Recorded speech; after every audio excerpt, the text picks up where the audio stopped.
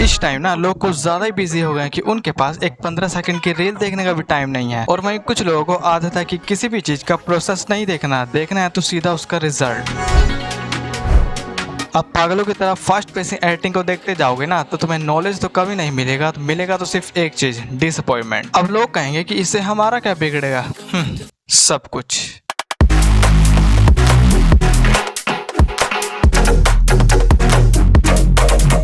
एक minimum reel ना 10 second की तो होती है और तुम उसको भी सिर्फ 5 सेकंड तक ही देखते हो, क्योंकि तुम्हें हमेशा ये लगता है कि अगर मैं नीचे करके देखूंगा तो शायद कोई अच्छी रील आ जाए, या देखता हूँ कि अगली वाली रील कौन सी आएगी, सिनेमैटिक, फनी या फिर डांस वाली वीडियो आएगी। और ना चाहते हुए ना यही चीज तुम्हारी रिटेंशन लेवल को कम कर रही है, क्योंकि हम किसी भी रील का ना पूरा प्रोसेस नहीं देखना चाहते, हम सीधा उसको स्किप कर देते हैं कि फाइनल रिजल्ट क्या आएगा। अब एग्जाम्पल के लिए अगर तुम्हारे पास कोई ड्रॉइंग वाली वीडियो आ रही है तो तुम उसका प्रोसेस नहीं देखोगे, किस तरीके से बनाया है, कौन से कलर्स यूज करे हैं, तुम सीधा यहाँ से लास्ट में चले जाओगे कि देखता हूँ फाइनल रिजल्ट में क्या क्रिएट करा है। बिकॉज तुम्हारे अंदर ना इतना भी कैपेसिटी अब नहीं रहा है कि तुम किसी 30 सेकंड का रील को बिना स्किप करे देख सको। और इसी तरह अगर तुम्हारे पास कोई रिएक्शन वाली वीडियो आती है तो तुम पूरे वीडियो को कभी नहीं देखोगे, तुम सीधा चले जाओगे रिएक्शन देखने की, देखते हैं उसने लास्ट में रिएक्शन क्या दिया है। सभी लोगों को लगता है कि ये बिल्कुल नॉर्मल चीज है, बट ट्रस्ट मी यही चीज ना डे बाय डे तुम्हारी फोकस लेवल को भी कम करता जा रहा है, क्योंकि तुम एक चीज पे टिकना ही नहीं चाहते और तुम अलग अलग चीजें देखना चाहते हो। तुम सोचते हो कि मैं इंस्टाग्राम पे सिर्फ वही देख रहा हूँ जो मैं देखना चाहता हूँ, लेकिन रियलिटी ये है कि जो इंस्टाग्राम चाहता है तुम वो देख रहे हो। Going up to the 16th floor, I just need a little more.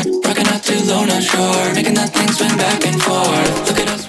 आजकल ना इंस्टाग्राम पे एक ट्रेंड चला हुआ कि जल्दी से वीडियो को लाइक कर दो, कमेंट कर दो, लिंक तुम्हारे डीएम में आ जाएगा। मतलब कि हमारे पास दिमाग नहीं है कि हम खुद उस वेबसाइट को सर्च कर सकते हैं, या फिर हमारे हाथ काम नहीं कर रहे हैं। अब ये रील्स ना तुम्हें घर का बिगड़ाल बच्चा बना के ही छोड़े, क्योंकि तुम खुद कुछ करना ही नहीं चाहते। अगर तुम्हें कोई भी वेबसाइट चाहिए तो तुम खुद एक्सप्लोर करके जा सकते हो, क्योंकि अगर तुम्हें कोई भी वेबसाइट चाहिए तो तुम्हें कमेंट करने की जरूरत ही नहीं है, तुम खुद उस वेबसाइट को जाकर सर्च कर सकते हो। अब मान लो तुम्हें कोई एआई वाली वेबसाइट चाहिए, मतलब इमेज जनरेटर वाली, तुम्हें सिंपली लिख देना बस AI free image generator website, तुम्हारे पास हजारों वेबसाइट आ जाएगी जो तुम्हें अच्छा लगे तुम उसका यूज कर सकते हो। ना कि तुम दूसरे रील्स पे जाकर कमेंट करो जिससे उनकी रीच बढ़ेगी और तुम्हें घंटा कुछ नहीं मिलेगा। बिकॉज रील्स क्रिएटर ना बहुत ज्यादा चालाक होते हैं, पूरा दिन खुद बैठ के एक्सप्लोर करते रहते हैं, नई नई वेबसाइट, नई नई चीजें, और तुम्हें अपने ऑटोमेशन के झांसे में फंसा के रखता है कि मैं ही तुम्हें जो वेबसाइट बताऊंगा तुम्हें सिर्फ उसी का यूज करना है। तुम अगर खुद एक्सप्लोर करोगे ना तो तुम जिस चीज को ढूंढ रहे हो वो तो तुम्हें मिलेगी, साथ में तुम्हें 10 ऐसी और वेबसाइट्स मिल जाएगी जो तुम्हारे वर्क के लिए काफी ज्यादा अच्छी होगी और यूजफुल भी होगी। और सेम वही वेबसाइट्स दूसरे क्रिएटर्स 10 दिन बाद तुम्हें बताएंगे, जिससे तुम वैसे ही पीछे रह जाओगे। और यही एक फर्क है कि वो वायरल क्रिएटर है और तुम व्यूअर। और तुम्हें कभी भी नॉलेज के लिए रील्स में नहीं जाना है कि तुम्हें रील्स में नॉलेज मिलेगी, उस वेबसाइट का नाम पता लग जाएगा या कोई नई न्यूज मिलेगी। तुम्हें वहाँ पे सिर्फ मीम्स मिलेंगे जो तुम्हारा टाइम पास करवाएंगे और कुछ नहीं। और तुम्हें तो पता ही होगा कि रील्स कितना ज्यादा टाइम वेस्ट करती है, बिकॉज तुम ना सोचते हो कि चलो इंस्टाग्राम पे देखते हैं, क्या पता कोई नई न्यूज पता लग जाए, कोई नया टॉपिक पता लग जाए। बट ट्रस्ट में इससे कुछ नहीं होने वाला, तुम्हें सिर्फ वहाँ पे बेकार से ट्रेंड्स मिलेंगे जिनपे तुम सिर्फ थोड़ा सा हंस दोगे बस, और कुछ नहीं होने वाला।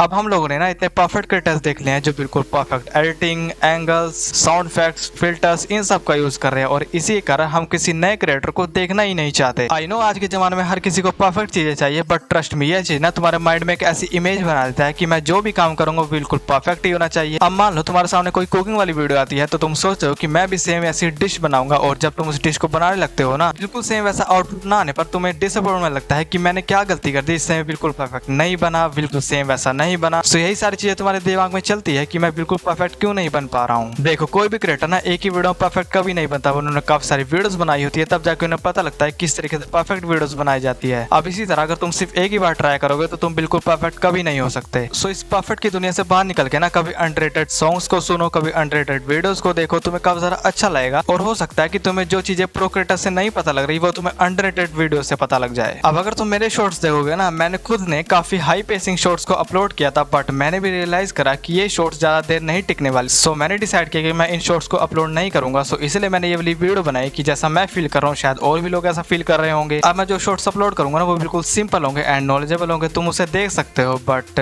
तुम्हें यकीन नहीं हो रहा कि ये सारा ऑडियो मैंने अपने फोन में इस माइक से रिकॉर्ड करा है, और इसके पीछे एक सीक्रेट है। वो क्या है इस वाली वीडियो में बताया है।